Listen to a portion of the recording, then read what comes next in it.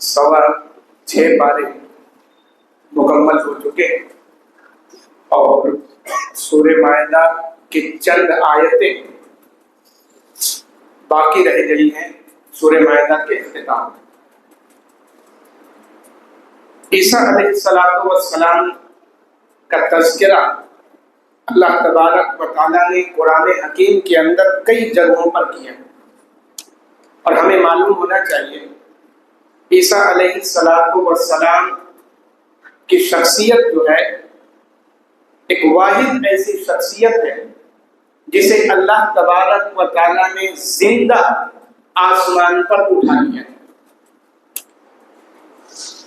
اور قیامت کی جو بڑی 10 نشانیاں اللہ کے نبی صلی اللہ علیہ وسلم نے حدیثوں کے اندر ذکر فرمایا ہے، اس میں سے ایک نشانی بڑی یہ ہے عیسیٰ علیہ السلام کا نزول۔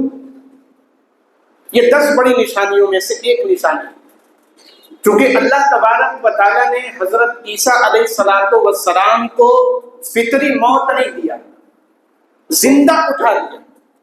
قرآن پر صرف عمل کرنے والے جو اپنے آپ کو اہل کتاب یا اہل قرآن کہتے ہیں، حدیثوں کا جو انکار کرنے والے ہیں، ان کا ایک اعتراض یہ بھی ہے کہ حضرت عیسیٰ علیہ السلام اب دوبارہ اس دنیا میں نہیں آئے، جبکہ اللہ رب العالمین نے صاف الفاظ میں کہہ دیا وَمَا قَتَلُوهُ وَمَا صَلَبُوهُ وَلَكِنْ شُبِّهَ، نہ ان کو ان کے دشمنوں نے قتل کیا ہے، نہ ہی ان کو سولی دیا ہے، بلکہ اللہ نے ان کے شکل و صورت ان کے دشمن کو دے دیا ہے، ان کے مشابہ بنا دیا۔ جو حضرت عیسیٰ علیہ السلام کو ان کے حجرے میں تلاش کرنے کے لیے آیا تھا کہ عیسیٰ علیہ السلام کو پکڑ کر کے سولی دیا جائے گا اور انہیں صلیب پر لٹکایا جائے گا، جو کہ عام طور پر ہم دیکھتے ہیں جب وہ شخص اندر داخل ہوتا ہے، اللہ رب العالمین حضرت عیسیٰ علیہ السلام کو کمرے کے سوراخ سے آسمان کی طرف اٹھا، بل رفعہ اللہ نے قرآن میں الفاظ استعمال کیا کہ اللہ نے حضرت عیسیٰ علیہ السلام کو آسمان پر اٹھا لیا، انہیں موت نہیں دیا، اللہ رب العالمین نے مار کر کے نہیں کیا۔ اور اللہ کا جو قانون ہے کل نفس ذائقۃ الموت، ہر نفس کو موت کا مزہ چکھنا ہے، اللہ اس قانون کو برقرار رکھنے کے لیے اور باقی رکھنے کے لیے پھر قیامت کے قریب حضرت عیسیٰ علیہ السلام کا نزول کرے گا۔ عیسیٰ علیہ السلام آئیں گے اور یہی کس کو قتل کریں گے؟ دجال کو قتل کریں گے۔ یہی عیسیٰ علیہ السلام دجال کو قتل کریں گے۔ تو ہم کتاب و سنت پر عمل کرنے والے ہیں، ہمارا ہر کانسیپٹ جو ہے وہ بالکل کرسٹل کلیئر ہونا چاہیے، جو جناب محمد الرسول اللہ صلی اللہ علیہ وسلم نے بتلایا ہے۔ چاہے دنیا کے لوگ جتنے بھی کرٹیسائز کریں، جتنے بھی اعتراض کریں، جتنی بھی غلط بیانی کرے، لیکن ہمارے لیے اصل بنیاد جناب محمد الرسول اللہ صلی اللہ علیہ وسلم کا فرمان ہے، آپ کی حدیثیں ہیں اور آپ کے ارشادات ہیں۔ اس لیے ہم بالکل عقیدے اور منہج کو صحابہ اکرام کے عقیدے اور منہج کے طور پر لے کر کے چلیں، تاکہ فرقہ ضالہ ہمارے کانسیس کے اندر، ذہن و دماغ کے اندر کوئی برا عقیدہ یا بد عقیدہ نہ ڈال سکے اور ہم صراط مستقیم پر ہمیشہ قائم رہے۔ تو یہ ہمارا عقیدہ ہے کہ حضرت عیسیٰ علیہ السلام کو اللہ نے زندہ آسمان پر اٹھایا ہے، اور قیامت کے قریب اللہ تبارک و تعالیٰ پھر سے ایک بار حضرت عیسیٰ علیہ السلام کا نزول کرے گا، اور پھر یہاں آ کر کے وہ فطری موت مریں گے، اور پھر اللہ کا قانون بھی باقی رہے گا، اللہ کا نظام بھی باقی رہے گا۔ پھر اس کے بعد اللہ تبارک و تعالیٰ نے ارشاد فرمایا انما الخمر والمیسر والانصاب والازلام رجس من عمل الشیطان۔ آج ہمارے معاشرے کے اندر ایڈکشن اور نشہ خوری اور شراب نوشی اور کئی طرح کے نشہ آ گئے، گٹکا سے لے کر کے سگریٹ نوشی سے لے کر کے اور آئی پی ایل میں جوا لگانے تک، یہ سارے ایڈکشن اس میں شامل ہے۔ اس لیے اللہ رب العالمین نے ایک ہی آیت میں ان کا تذکرہ فرما دیا، آج ہر کوئی پیسہ والا بننا چاہتا ہے، ملینر بننا چاہتا ہے، بلینر بننا چاہتا ہے، اور کروڑوں اور اربوں روپے بیٹھے بیٹھے کمانا چاہتا ہے۔ اللہ تبارک و تعالیٰ نے بتا دیا انما الخمر، پہلے نمبر پر شراب کو اللہ رب العالمین نے پروہیبیٹڈ قرار دی۔ یہ ام الخبائث ہے۔ جب شراب پی کر کے آدمی مدہوش ہوتا ہے اور عقل اس کی معوف ہو جاتی ہے اور سب کانشیس اور کانشیس اس کا کام کرنا بند کر دیتے ہیں، جب وہ شراب کا غلبہ اس پر آ جاتا ہے، وہ ساری برائیاں ایک ہی بار میں کر جاتا ہے۔ پھر قتل بھی کر لے گا، زنا بھی کر لے گا، چوری بھی کر لے گا، ہر برائی وہ نشے کی حالت میں کر لے گا۔ اللہ تبارک و تعالیٰ نے اس لیے حرام کی کیٹیگری میں اور پروہیبیٹڈ کی کیٹیگری میں سب سے پہلے ذکر کیا انما الخمر، شراب حرام۔ لیکن آج شراب، آپ دیکھیے افسوس اتنا ہوتا ہے کہ رمضان کے مہینے میں بھی اگر آپ چلیں تو مسلمان علاقے میں آپ کو بہت سارے ایسے ڈولتے ہوئے لوگ مل جائیں گے جو نشے کی حالت میں رمضان کے بابرکت اور مبارک مہینے میں بھی شراب نوشی میں لگے ہوئے، جبکہ اسلام نے اس کو، صحابہ اکرام اور عرب کے لوگ جو اپنے مہمانوں کی مہمان نوازی شراب سے کیا کرتے تھے۔ آج کل جو ٹریڈیشن ہے، مہمان آتے ہیں تو ہم ان کو پانی اور چائے اور مشروبات اور اسنیکس پیش کرتے ہیں ان کی مہمان نوازی کے لیے۔ عرب کے اندر شراب کے ذریعے سے مہمان نوازی کی جاتی۔ کوئی لوگ مہمان آتا تھا، کوئی گیسٹ ان کے گھر آتا تھا تو سب سے پہلے جو چیز پیش کی جاتی تھی ان کی مہمان نوازی کے لیے وہ شراب ہوا کرتا تھا۔ لیکن جب اللہ تبارک و تعالیٰ نے حرمت کی آیت نازل فرمائی انما الخمر والمیسر والانصاب والازلام، سب حرام، اللہ تبارک و تعالیٰ نے حکم دے دیا۔ نبی صلی اللہ علیہ وسلم کے زبان مبارک سے صحابہ اکرام نے سن لیا تو لوگوں نے گلی کوچوں میں سڑکوں پر آ کر کے شراب کے اپنے مٹکے توڑ ڈالے۔ انس رضی اللہ تعالیٰ عنہ اس وقت کچھ لوگوں کو شراب پلا رہے تھے جب حرام نہیں ہوا تھا، جب پورا پروہیبیٹڈ نہیں ہوا تھا، اس وقت وہ شراب پلا رہے تھے۔ جب آیت سنی، اعلان کرنے والے نے اعلان کیا کہ اللہ کے نبی صلی اللہ علیہ وسلم نے شراب کو حرام قرار دیا ہے، اللہ کی آیت نازل ہو گئی ہے، انس رضی اللہ تعالیٰ نے اسی وقت شراب پلانا چھوڑ دیا، مٹکا لے جا کر کے باہر توڑ دیا۔ اور آپ دیکھیں گے تاریخ کی کتابوں میں کہ ایک ایسا سیلاب آیا راستے پر شراب کا، ہر کوئی اپنے گھروں سے نکال کر کے شراب کو۔ لیکن ہمارا نفس کیسا کہ رمضان کا مہینہ ہے، بابرکت مہینہ ہے، ادب اور احترام والا مہینہ ہے، فرض عمل انجام دینے والا مہینہ ہے، اور ہم شراب نوشی میں لگے ہوئے ہیں، اور ہمارے بچے جو ہماری نیو جنریشن، جو نوجوان بھٹک رہے ہیں۔ میں آپ کو بتاؤں، ایک عالم کا ایک واقعہ میں بتاتا ہوں کہ ایک بچے کے پیرنٹس نے ایک عالم کے پاس آ کر کے کہا کہ جناب آپ ہمارے بچے کو بھی عمرہ کرانے کے لیے اپنے ساتھ لے کر کے جائیں۔ ہم نے ہر کوشش کر کے دیکھ لیا، ہر جتن کر لیے، ہر ٹرک اپنا لیا، لیکن یہ اپنی عادت سے باز نہیں آتا ہے۔ اتنا ایڈکشن اس کو آ گیا ہے، اتنا نشہ خور ہو گیا ہے کہ وہ گھر کی چیزیں بیچ رہا ہے، سامان چوری کر رہا ہے، لوگوں سے قرض لے رہا ہے، لوٹ کھسوٹ کر رہا ہے، اتنا ایڈکشن ہو گیا۔ شاید آپ کے ساتھ جا کر کے اللہ کے گھر میں کچھ سلیقہ آ جائے اور اس سے توبہ کر لے۔ مولانا صاحب اپنے ساتھ اس کو لے کر کے چلے جاتے ہیں، اور وہاں جا کر کے جب بیٹھا کر کے اطمینان اور سکون سے پوچھتے ہیں کہ کیا بات ہے، کیوں ایسا کر رہے ہو؟ ماں باپ پریشان ہیں، لوگ پریشان ہیں، ماں باپ رو رہے ہیں، تم کو پھر بھی سمجھ نہیں آ رہا ہے۔ تو اس نے بتایا کہ مجھے کالج میں نشے کا عادی بنا دیا گیا ہے۔ کہاں پر؟ کالج میں۔ جس کالج میں ہم اپنے بچوں کو اپنی زندگی کی پوری کمائی لگا کر کے اپنے بچوں کو تعلیم یافتہ بنانے کی، ایجوکیٹ کرنے کی جو کوشش کر رہے ہیں، آپ گوگل کر کے دیکھیے، یورپ کنٹریز کے اندر جو ہے وہ ہوم اسکولنگ کا نظام اور سسٹم جو ہے وہ بہت زیادہ بڑھ رہا ہے۔ کیوں؟ کیونکہ کالج، یونیورسٹیز اور اسکولز کے جو حالات بنے ہوئے ہیں، فحاشی کے جو اڈے بنے ہوئے ہیں، اور نشہ خوری اور ایڈکشن کا جو بازار وہاں پر چلایا جا رہا ہے، وہی لوگ چلا رہے ہیں۔ جو اسکول مینجمنٹ چلانے والے ہیں، جو اپنے آپ کو بڑے بڑے عہدے پر فائز کرنے والے ہیں، جو اپنے آپ کو پولیٹیشنز کہنے، یہی لوگ نشے کے بازار کو گرم کر کے نئی نسل کو خراب کر رہے ہیں، صرف پیسے کی وجہ سے، صرف پیسے کی وجہ سے. اس لیے اللہ تبارک و تعالیٰ نے فرما دیا تھا لا تلہکم اموالکم ولا اولادکم عن ذکر اللہ. اے لوگو، نشہ، پیسے کا نشہ تمہارے ذہن و دماغ پر اتنا نہ چڑھ جائے کہ تم اللہ رب العالمین کو بھول جاؤ، اللہ کا خوف اور ڈر تمہارے دلوں سے نکل جائے اور تمہارے اندر حرام اور حلال کی کوئی تمیز باقی نہ رہے. یہ کالج کے حال، یہ یونیورسٹیز کے حال.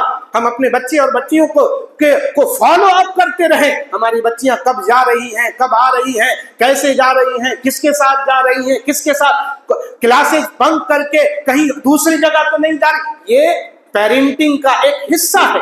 اگر کہا جائے کہ ہمارے بچے بہک رہے ہیں، نشہ کے عادی بن رہے ہیں اور جوا کھیل رہے ہیں. ابھی ایشیا کپ چل رہا ہے، اس کے اختتام کے بعد فوراً آئی پی ایل کا میچ شروع ہو جائے گا. اور آئی پی ایل میں کتنی سٹے بازی اور کتنی بیٹنگ ہوتی ہے آپ اندازہ بھی نہیں لگا سکتے. ہر کوئی اس میں بیٹنگ کر رہا. جو ایک بال کرکٹ کا معنی اور مفہوم تک نہیں جانتا، اس میں کتنے پلیئر ایک سائیڈ میں ہوتے ہیں اور ایک اوور میں کتنا بال ڈالا جاتا ہے اور وائڈ بال کس کو کہتے ہیں، نو بال کس کو کہتے ہیں، فری ہٹ کس کو کہا جاتا ہے، کچھ اس کو پتا نہیں. اس کو صرف معلوم ہے کہ ٹاس اڑانے سے لے کر کے آخری گیند تک ہمیں پیسہ لگانا ہے اور پیسہ کمانا ہے. ایسا ایڈکشن ہو گیا. اللہ نے اسی لیے اس کو حرام کرا دیا ہے. انما الخمر والمیسر، جوا اور یہ شراب، یہ معاشرے کو بگاڑنے والی چیز، معاشرے کو خراب کرنے والی چیز ہے. آج ہمارا معاشرہ، اور یہ کہیں نہ کہیں ماں باپ کے نظر اندازی کا، نیگلیجیشن کا، یا پھر نیگلیکٹ کرنے کا اور دھیان نہ دینے کا نتیجہ ہے کہ آج ہمارے بچے جو ہیں دین اور شریعت سے بالکل دور نظر آ رہے ہیں، دور نظر آ رہے ہیں. صحابہ اکرام اپنے بچوں کو انبیاء علیہم السلام کے اور قرآن کے قصے اور کہانیاں سناتے اور بتاتے تھے. آج ہم اپنے بچوں کو موبائل دے کر کے اور آئی پیڈ دے کر کے، لیپ ٹاپ دے کر کے اور ٹی وی اسکرین پر لگا کر کے ان کو کارٹونز اور گانے اور رائمز اور فلاں چیزوں میں لگاتے ہیں، لیکن ہم اپنے بچوں کو اسلامی طریقہ نہیں سکھاتے. ہم اپنے بچوں کو دین نہیں سکھاتے. ہم اپنے بچوں کو اسلام سے نہیں جوڑتے.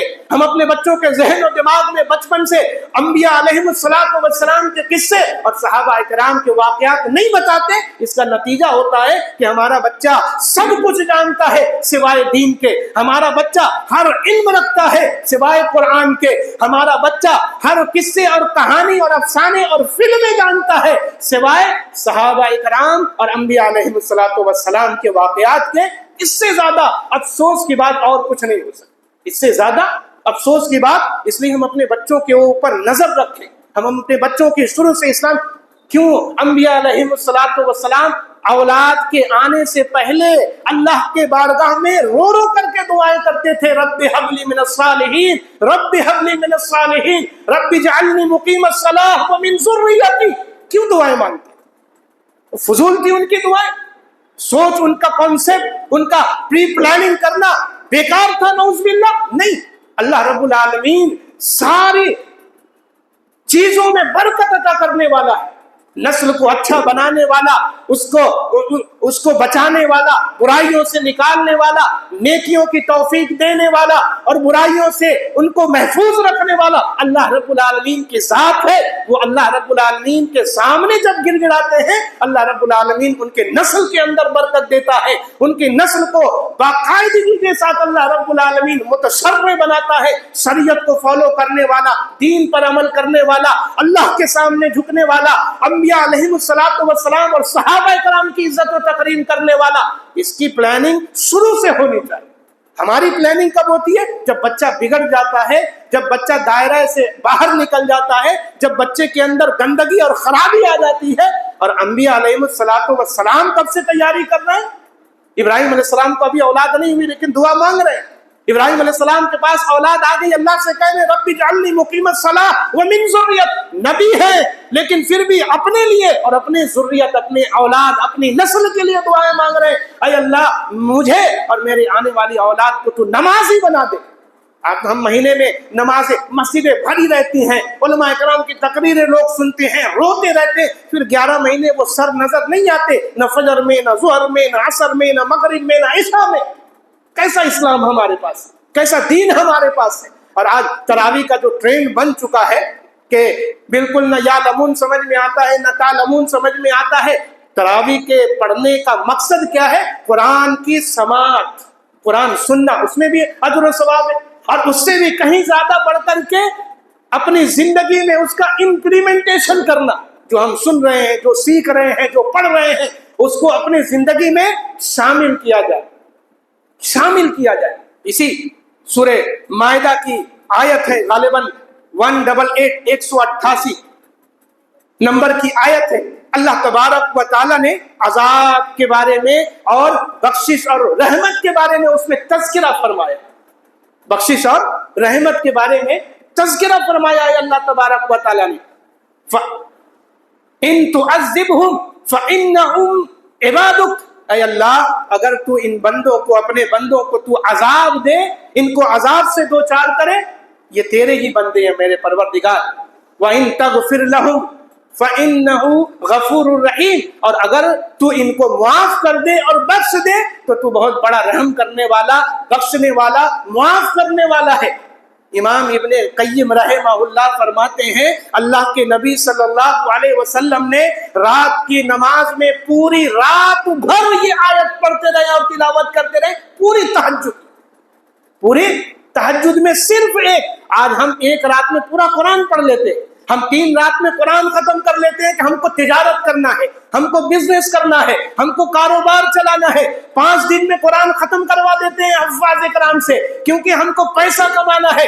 10 دن میں حفاظ اکرام پورا قرآن پڑھ کر کے فارغ ہو جاتے ہیں، لیکن سمجھ میں نہ یعلمون آتا ہے اور نہ ہی تعلمون آتا ہے۔ اور اللہ کے نبی صلی اللہ علیہ وسلم آپ نبی ہیں، خاتم النبیین ہے، تمام نبیوں کے سردار ہیں، قرآن آپ پر نازل کیا گیا، آپ کی مادری زبان عربی ہے، اللہ رب العالمین کے سب سے برگزیدہ بندے ہیں، رب العالمین نے سب سے اہم دین آپ کے اوپر نازل کیا، اور وہ نبی پوری رات میں، پورے تہجد میں قرآن کی صرف ایک آیت پڑھتا ہے۔ اے اللہ اگر تو اپنے بندوں کو عذاب دے گا تو یہ تیرے ہی بندے ہیں، اور اگر تو معاف کر دے تو تو بخشنے والا اور رحم۔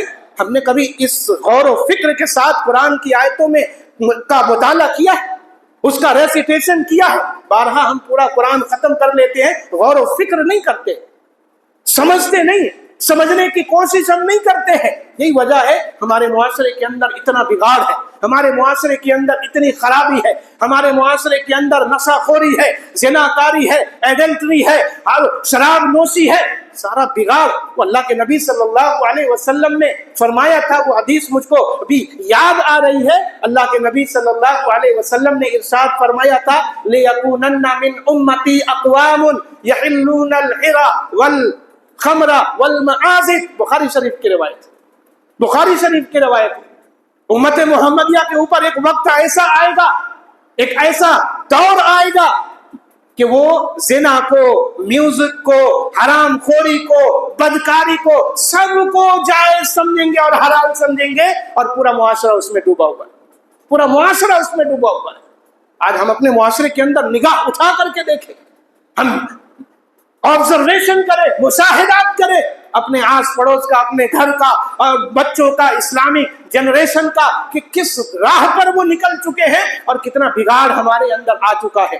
اللہ قرآن مجید کے اندر جو احکام اور فرامین بیان کر رہا ہے وہ معاشرے کی اصلاح کے لیے، ایمان والوں کی اصلاح کے لیے، مرد اور عورت کی اصلاح کے لیے، اور اس میں میں کہوں گا کہ پیش پیرنٹنگ کے اندر، بچوں کی تربیت کے اندر، بچوں کی اصلاح کے اندر ماؤں کا سب سے اہم رول ہے۔